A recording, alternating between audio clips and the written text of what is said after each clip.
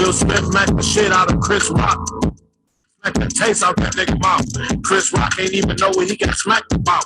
Like keep my wife's name out your fucking mouth. First things first, man. Shout out to Will, man. While I'm at it, rest in peace, Uncle Phil, man. You gotta stand up for your wife like a real man. I'm really starting to understand how you feel, man.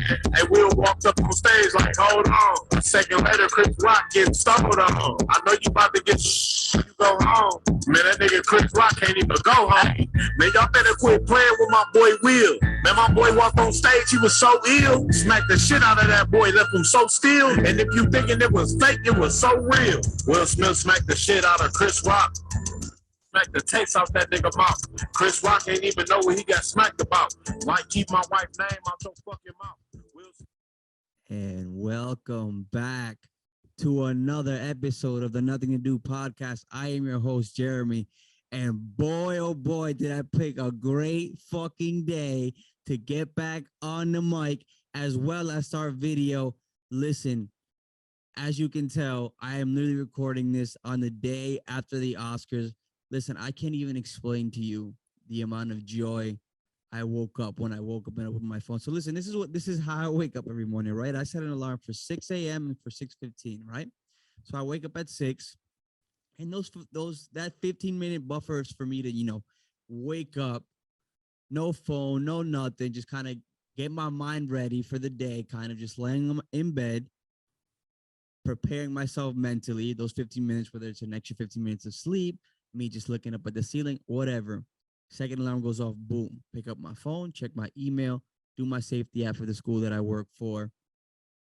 And lo and behold, I open Instagram, and the first thing I see is the infamous Will Smith slapping the dog shit out of Chris Rock. And for those of you who live under a rock and don't know what I'm talking about, this year, 2022, in the Grammys, Chris Rock made a joke about Jada Pinkett Smith, something along the lines of, I'll see you in the G.I. Jane movie, referencing her, that she has bald hair. And she didn't like it too much. Will didn't like it too much. Will proceeded to get up out of his chair, walk towards Chris Rock, and slap the living dog shit out of him. I mean, the living dog shit out of him. And lo and behold, listen, Chris Rock took that like a champ. But listen, I have never woken up. When it comes to celebrity gossip, feuds, moments, Oscars, Grammys, VMAs, whatever, I'm usually like very touch and go for me. Some stuff happened. I'm like, oh, that's cool. Move on. I have not taken so much joy in a celebrity moment that went this viral ever in my life. I had it was like I didn't even need to drink coffee today. That's how like giddy I was when I saw the video. At first I thought it was fake too. Yo, my boy pulled up. He looked like Steve Austin for real, bro. He pulled up on him and he hit the boom, like he did the step, everything like he was a professional wrestler. And I watched the video, I'm like, oh shit, like I guess there was a little bit going on with Chris Rock and Will Smith. And I see the video goes on, and you just hear Will Smith go, keep my wife's name out your fucking mouth. Keep my wife's name out your fucking mouth. That's right. And Will Smith, yo, that boy is fed up. And yo, I'll give props to Will Smith in the sense that bro has been going ever since the entanglement last year. My boy has been going through it with Jada, man, whether it comes to her having other boyfriends, all the Tupac comments, just downright just getting really open with her relationship on Red Table Talk on her show on Facebook. And look at me over here fucking plugging in Jada Pinkett Smith. But yeah, like, and the meme's been going crazy, and clearly Will has had enough. And the funny thing is about that video is Will liked the joke. Yo, you see the video, and Will, like, the joke is, it's not a great joke. It's one of those very cheesy, that those award shows have a team of writers that write those jokes. Even when comedians host those award shows like Chris Rock did last night, they're never writing the jokes. They write at best maybe like 10% of the jokes. They write some jokes and maybe 10% make the cut. They have a team of writers, whatever. That wasn't even his joke. I'm willing to bet $5 million that wasn't his joke that he even wrote. That $5 million that I don't have, by the way. And it wasn't even that good of a joke, but Will Smith, you see his reaction. It was a genuine laugh, not like an awkward, like, oh, haha. No, he thought he was like, oh, haha, cool. You're making fun of, making jest at my wife. And you look over to Jada, though. Jada rolls her eyes, and me and Will Smith is just like, oh, fuck. All right. You want me to go? You want me to go do something? All right, let me go. And then he gets up and madness ensues. And I'll tell you what, Chris Rock took that like a champ, like a fucking G. He said he leaned forward, he saw him coming, he said, oh shit. Oh, well, Will Smith just smacked that. He didn't flinch, he didn't stumble back. Like he got hit and came back and just like kept going. Like his flow was the most professional thing I've ever seen. And people, I've been seeing shit like saying, I don't believe Chris Rock took an L. And I'll tell you why. One, for everything that I just said before, that wasn't his joke. He didn't write it. It didn't land, whatever, right? What is he supposed to do? Like, is he really like supposed to be on some real gangster shit? Get all Brooklyn on him and really go toe to toe? No. He's also smaller than Will Smith. And I myself would have taken that approach because like Dave Chappelle once said, people refer to me on the street as a bitch ass nigga, right? And I would have taken that slap, and I don't think I would have been as poised to take that slap. But I don't think that he's a bitch ass nigga for taking that slap and not doing nothing. I think if anything, Will, man, and I can't even exhaust the amount of every time I came up with a joke for this, there was already 5 memes about it, and the memes have been going crazy, and it's been a great day for social media. I'll tell you that right now. It's been a great day for social media, and yeah, but Will, you know what? I don't think Will would have kept that same energy if, let's say, it was The Rock, not Chris Rock, but Dwayne The Rock Johnson. If he's filled that joke, you think he would have got up there and slapped, he would have hit him with a rock bottom. So that shit would have got messy real quick. Honestly, I don't even think Chris Rock would have done that, or I don't think Will Smith would have done that to like if Dave Chappelle was hosting that. I think he saw what happened. He reacted. He was trying to save face in front of his wife. He's been going through it on social media with his relationship, obviously, and just how completely emasculated, at least it seems how emasculated Jada Pinkett has got him in the last year and a half, year and some change. It seems obviously, this is all speculation, right? So we only know what we see on social media, right? But you gonna keep that same energy with The Rock if he was up there hosting, or even with Dave Chappelle? I honestly feel like he went up there. He saw Chris Rock was smaller. He's a smaller dude. He's never been the dude, he's never been the tough guy. A lot of his act is just he was, even just that show Everybody Hates Chris, that was about his life. It's he was a small, nerdy type of kid, and he's a comedian.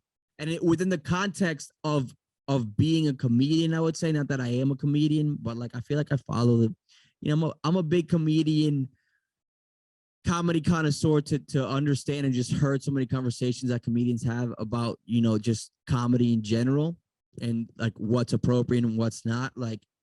That was not, obviously, he overreacted. He was bugging. It wasn't even an offensive joke, and he was trying to save face. And I honestly don't think he would have kept the same energy with if it was literally anybody else. But hey, props to you, Will Smith. Props. I think they both win in my eyes.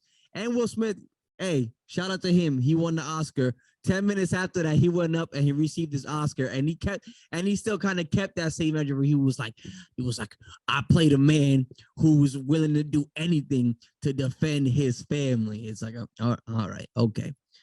But man, I can't express the amount of joy that I felt throughout the day. I've been holding back laughter at this, like I've been like giggling. I was in the lounge eating lunch, hoping nobody walks in because I'm like watching the video over and over again, just like dying laughing. Even just your brother, the way he slapped him, bro, looked like fucking. He looked like the Rock. Like I was just waiting for him to step back, and slap him, bro. Like it was unreal. It was an unreal moment.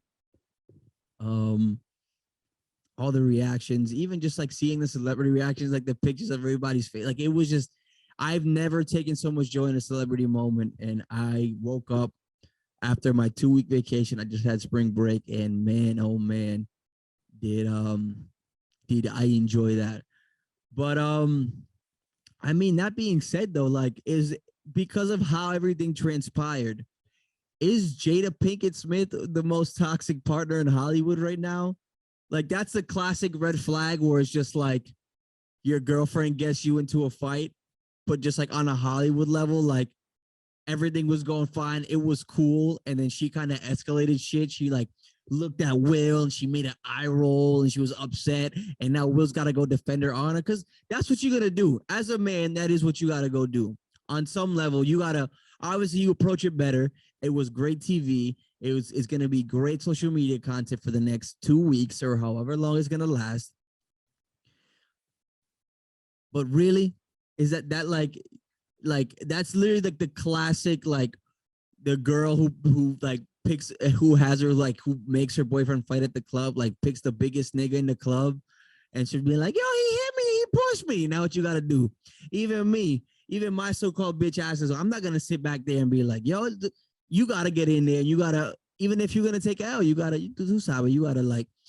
take an L with pride. Even if that's the L you're gonna take, if you rather take that L than take the L of you literally just backing down in front of your girlfriend and just being like, oh wow, you're kind of a punk. At least that's how I think it would go down for me. I would like to think that in that situation, regardless of whether I think or know whether I'm going to lose or not, that I would go up there and defend my lady's honor. So props to Will Smith for that as well. But god damn, boy, you was looking like a hot mess. My man, listen, Kanye West is somewhere in the fucking in Montana or in the Dominican Republic, just like, thank the Lord, like now I can work on these STEM players in peace right now. Listen, man, that's gotta be. I think that 100% eclipses the Taylor Swift moment. I mean, the thing we got to get next is we got to get like we got to get Pete Davidson to present an award for Kanye at the Grammys or like at the VMAs, and see what that what that'll bring us in the social media, in las redes sociales. But yeah, man, that was incredible. That was fucking incredible. I'm loving every second of this. Even when I close the camera now and turn this mic off, man, I'm gonna go back and I'm gonna reanalyze these videos. I'm gonna have more takes for you in the weeks to come. And listen, I'm not done talking about this. I don't need, listen, my mind's been running so, because I haven't played. I was gonna record this episode yesterday and it fell through. So I was like, you know what? Plans have to change. I'm gonna record it today after work. And I woke up and I've just been, my mind's been, oh my God, my mind's gonna go crazy on this topic. And I don't even think I've touched on half the stuff that I've actually been thinking, all the takes that I have and all the shit that's been going through my head on this. Just like, oh my, all the comedy, all the like the analytics that's going on in my head. Listen, man, I'm having a good time with this. As you can see me, I am fidgeting as fuck with my mic thingy. With this sticker on my mic, it's gonna look probably weird in the video. I don't give a fuck. But yeah, man. I mean, speaking of Kanye, man, Kanye's been on a run too, man. Kanye in the last, since I think I've recorded. No, I recorded on my birthday. I don't think I really touched on it that much. That was a very short and sweet episode that I recorded. But then the past month and a half, he's He's gotten divorced. He's gone fucking ape shit on Instagram, which I've loved every second of it. Um, he came out with that music video with the game, which that song is fire, and um, a lot of backlash on that. I saw a lot of so with the easy video for those who haven't watched it, there was that video. It's not even Kanye's song; it's the game song he produced. He has a feature. Kanye has a feature on it, and the video is basically a claymation of Kanye kidnapping Pete Davidson and like burying him alive, and then like other stills of him just like with his with like him beheaded under his shoulders, him just rapping and shit, and his Kanye mask and all that shit. And the video was fire, but then I've been seeing like it was obviously like it was a very polarizing video, and hold on before I continue, there is more than one camera angle. See, I got two cameras. I got this. This is camera 2, but I'm focusing on this one because camera 1. There you go, camera 1. I still got to get some lighting work, some lighting, fix the lighting in here a little bit, you know. But you know, this is a production in the making, my ladies and gentlemen, my loyal listeners, my loyal fans. The YouTube channel is starting to flourish. It's starting to grow flowers. It's starting to bud. It's starting to, and I'm putting this out in the universe. You know, I'm hoping to get this workload down. But yeah, this is camera 1 right now. It actually looks better now than it did before because the sun. This is all natural lighting. This is all the sun. The sun's been going down since I started recording. But anyways, we're gonna switch back to camera 2. How you doing? But yeah, Kanye, and there was the easy video. Like I saw Sean King being like, "Oh my God, this is so disturbing and this is fucked up." I know there's so many women that like people think this is cute because this is Kanye or whatever it is, and that this isn't harmful. But there's so many women that have been in abusive relationships that have gone through exactly what he's put. Like he's stalking her, and like he's doing this, like he's making this imagery towards Pete Davidson because he can't physically hurt her, so he's assaulting him, like not physically assaulting him, but he's coming at him, calling him Skeet Davidson, which is amazing nickname, Skeet Davidson. Drove him off on Instagram, by the way, like completely shut this man out. But I mean, I understand that point. One, I don't really trust Sean King because he's not even black. Like, and I don't even mean that like he like black in the sense that I discussed before, where he's like he doesn't have his black card, so to speak. Maybe he grew up rich or private affluent, whatever. He's actually not black, and I'm obviously not the first one to say this, but he has like 2 white parents. I'm like 95% sure. Like he's made a living. I won't say that his activism is bad because any activism towards what he does is great, right? But he also makes a living on like showing like violence against black people. Anyways, he's not even like his credibility is already shot, in my opinion. And on the second hand, like he actually had like Kanye hasn't necessarily, he hasn't done anything. And when it comes to stuff like that, I do believe in that type of artistic expression, and you being able to take that wherever you go. And obviously people cherry pick on whether or not they want to, you know, consider that art or whether that's fucked up or this or that and the third. Because motherfuckers forget, as much of a legend as Eminem is, Eminem literally had a whole song about like brutally assaulting and killing his wife and kidnapping her in the trunk and driving off a bridge. Or no, he like choking. I'm sorry, confusing Stan and Kim. Y'all remember the song Kim? And if y'all don't know the song Kim, you go listen to the song Kim. I can't even listen to that song. I honestly don't even. Sometimes I'm curious as to what the studio session was like recording that. Like it must have been very uncomfortable for Dr. Dre to be there and just being like, "Damn, this white boy really bueno, mira, this white boy is something else." But right, but nobody gives Eminem shit. Eminem is kind of like the poster boy for double standards in like rap when it comes to like white people and black people. Is Kanye's behavior disturbing? Disturbing is not the word I'm going to use. I honestly still think that Kanye's still being Kanye. Unfortunately, like I think obviously he's unhinged, maybe more now, like more at this point than before because he's going through his divorce. Listen, I'm gonna say it right now. I'm a Kanye stan until I die. Like Kanye really got to do some crazy fuck shit for me not to fuck with him. I'm on the Kanye train forever. I love Kanye. I love his music. I love the documentary, which I'll probably talk about, which I'm going to touch on a little bit later. But yeah, I don't think I think he's like he's obviously unhinged, like but I still don't think this is anything new for Kanye. Like people like to like think of old Kanye, new Kanye. And yeah, there is old Kanye, new Kanye, but mainly because of the fame and the money. But that energy has always been there. I've talked about this before on the show. That energy has always been there. Excuse me. But yeah, I love the video. I found the Pete Davidson the chasing away Pete Davidson and the bastardizing of Pete Davidson.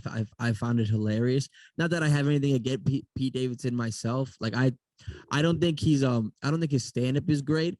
But I know he writes a lot. I think he writes a lot for SNL and stuff like that. I think that's really you got to be really talented and really I think it's dope that you do that. I heard that movie The King of Staten Island is supposed to be really good. I haven't watched it yet, but I want to watch it, and it's kind of about his life. Um yeah, but I think it's hilarious. And also there has been stuff I honestly I like I said, like I don't go crazy over like celebrity moments like this. So, but like there has been stuff going on. Like he did some fuck shit towards Mac Miller when he was dating Ariana Grande and stuff like that. So there's like a whole other side to the story, obviously. But yeah, bro, I'm here. I'm here for Kanye. I personally don't think Kanye has crossed the line in with regards to that specific situation. And now Kanye's out here making random girls famous. Like he pulled Julia Fox out of the woodwork. Nobody knew who she was until he started dressing her and fucking her. And now he's literally like fucking Kim Kardashian's clone. I don't even know what her name is, but literally looks exactly like Kim Kardashian. Um yeah, that's yeah, man. And the documentary, man, kudos to that fucking I love that documentary. This is more Kanye dick sucking coming from your boy over here, but I really love that Kanye documentary. I just felt like switching cameras. Yeah, I love it. I thought it was great. I thought the fact there were no interviews, there were no confessionals or sidebars or anything from like random people in the industry or maybe that I've come across him. I thought that was fantastic. It was literally all raw footage from his boy Cootie, who literally like gave up, not gave, I wouldn't say gave up, but literally like gave up everything and moved to New York with him because he saw the vision. And the first two episodes, it was a 3-part documentary, and the first 2 parts were literally just like the making of College Dropout, which was incredible. And then obviously they tapered off a little bit, and in terms of like Cootie and Kanye, their careers obviously took a slight turn. Then Cootie had a family, whatever. And there was more film, like just like film from the news and from other media outlets that they incorporated in there. But I really loved how raw and uncut it was, in that sense that it seemed very unfiltered in the way that like there was no other outside voices outside of Kanye's like very close inner circle that were influencing the narrative of the documentary, which I thought it was great. And yeah, I thought it was a great documentary. And then they reconnected for certain projects in like 2020 and 2019, and they got more footage there. And I thought it was dope. I thought it was great. And yeah, but that's me. I listen. Oh my god, these last 2 weeks have been great for me, guys. I know that was a pretty jumpy segue into my life. I usually always start off with sort of like warming up what's been going on with me. I started with that crazy cold open on with the whole Will Smith thing and the Chris Rock, which is still the fucking greatest thing ever. But yeah, I had the last 2 weeks off. I went back to the Dominican Republic. I want to shout out everybody, all my family that was there and took care of me. I had a beautiful time. I went to San Francisco de Macorís first. Shout out to my cousin Sade, who knows all the dope spots out there. She took me out to a bunch of, dope restaurants and bars and stuff. Then we went to Las Terrenas. The beaches were beautiful. I had an Airbnb out there for 2 weekends, or to get 2 weekends, for 2 nights. I just chilled by myself by the beach, or I was on my own on the beach. I wasn't with family or nothing. And then then shout out to my uncle Rich, who my boy Young Galileo gets on his podcast. His dad out there lives in the capital, and he took care of me, showed me a good time out there for my last 3 nights out there, and we had a great time. And now I'm back to work, back on my grind out here. Obviously, this episode is gonna be more or less short and sweet. I'm here on my dolo shit, but listen, the extra layers here. I'm hoping, and this is year 2, by the way. This is year 2. I wish I had a applause on deck. I don't have an applause on deck, but yeah, this is year 2. I honestly don't know when this episode is going to come out. Ideally, it would come out at the end of this week, between the 31st and the 1st, because that would be the start of, or that would be 2 years in the books for the Nothing to Do podcast. Been through ups and downs and breaks. And I was this close. I could have forced it, but I didn't want to force anything. I wasn't ready to record just yet. I wanted to get stuff ready and fixed. And obviously I had some, I wouldn't say other plans, but I had an idea of what the 2-year mark and the first recorded video of the Nothing to Do podcast would look like. Unfortunately, I couldn't get the timing down right this time, but it's gonna come. It'll come when it'll come. But the video is gonna come out soon. Hopefully, it'll come out this week. But I can't make any promises because your boy is he's trying to make his bread back, because I got fucked on my taxes, yo. I couldn't believe it. I don't know, yo. Biden.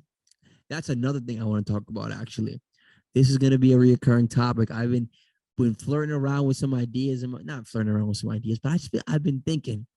I've really been thinking about this presidency. We're 2 years in.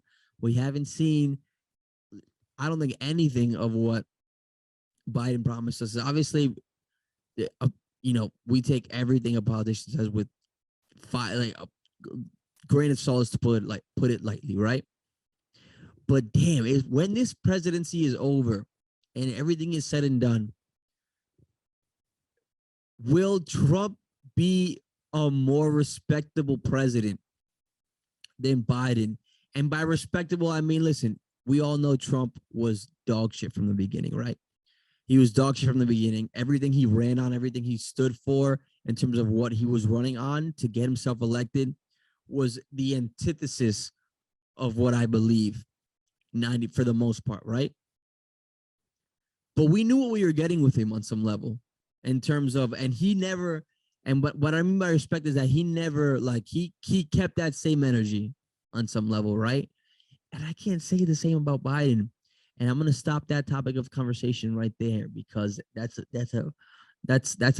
topic that I need to look into more. But I talked about certain things when it comes to things like student loans. Student loans was big in the election. We don't know what's going on with that. Him to seeking asylum, refugees seeking asylum. We already seen what happened earlier in his presidency with those pictures came out with those Haitians trying to cross the border. That shit was fucking filthy. And there's still people in cages at the border. And gas is also $4.50. I haven't even touched on the war in Ukraine. I don't even have the Ukrainian war on my the Russian-Ukrainian war on my outline for today's episode, because I almost forgot about that completely. But I'll talk about that as well. When I have some different voices on this show, and I'll touch on it here and there. But that's some sort of an idea of what's to come. I'm hoping to get some new faces on the show, and there's some conversations that I would not need to be had, but I would like to have. Man, it's been a while since I've actually sat here with somebody. It was who's the last guest I had? It was I think it was Manuel. Shout out Manuel. He's in Cuba right now doing stuff with Cuba Skate, a nonprofit out there. But I think the last episode I recorded with somebody else was when I was in DR in January. And doing this alone is fun. It's its own little spin. It's its own little game in my own head in terms of how I approach it. and it's fun, and it's kind of I'm kind of learning how to develop my own thoughts just on the fly, which is sort of it's interesting. But I can't wait to have somebody else on here with me with the camera. We're gonna have some more fun. The walls, look at the walls. Look at the walls. They're so bland. And I have all this artwork here that I have yet to hang up. So like I want to make this, I want to make this, I want this shit to flourish and to bud and to flower and to grow and to look beautiful. I should probably put some of my pop dolls on here just to add a little decoration. But I got the NTD sticker. Ooh, hold on. I got the NTD sticker right here. You already know what's good. But before I go, do I have any shout outs? Let's see. Oh, I didn't really talk about. There's been a lot of new music that I don't even think I've touched on. That's a lie. I have some, but I had to take. I actually saw something. What did I see? I saw. I think, you know what I was speaking of. Eminem came up earlier in this episode, right? And you know what I would love to see? I would love to see an Eminem and Alchemist collab album. I think that would bring Eminem back. Not that he ever, I mean, saying that he's a legend, right? He's one of the best of all time. I love old Eminem. I used to listen to Eminem all the time. But to bring that sound, I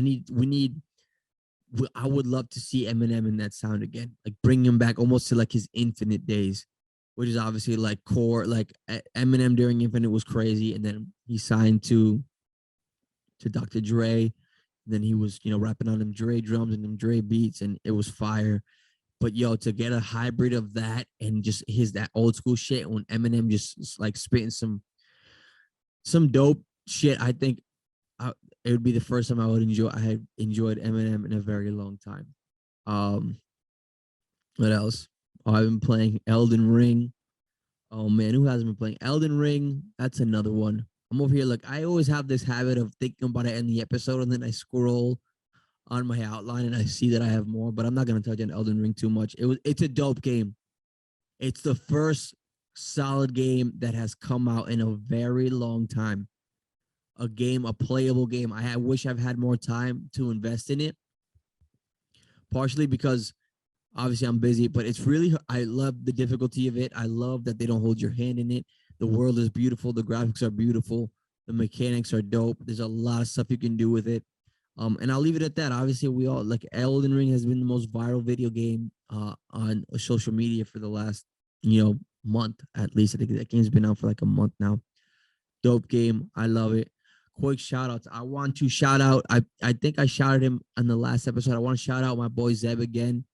Go listen to Happy Fun Time. His EP is out now on Apple Music, on Spotify. I'm shouting him out again because he just had a release party, his album release party last night in Brooklyn, in New York.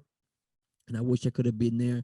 And he's my dear friend, and I love him so much. And I just want to congratulate him.